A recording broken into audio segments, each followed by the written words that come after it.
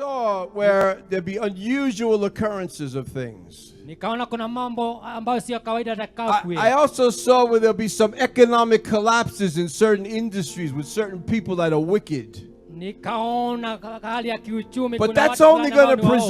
present present an opportunity for good people to come in and take the space. Nafasi kwa sababu ya watu wazuri. Lift your hands and prophesy to yourself and say, I will take the space Useme nitachukua that God opens up.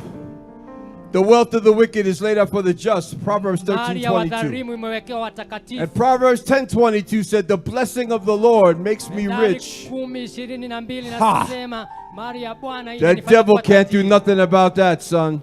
The blessing of the Lord makes me rich. Not poor.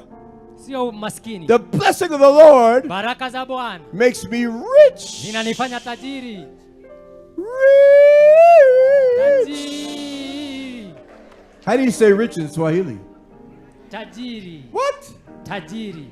What? Tajiri. Tajiri. Yeah. Tajiri? Yeah.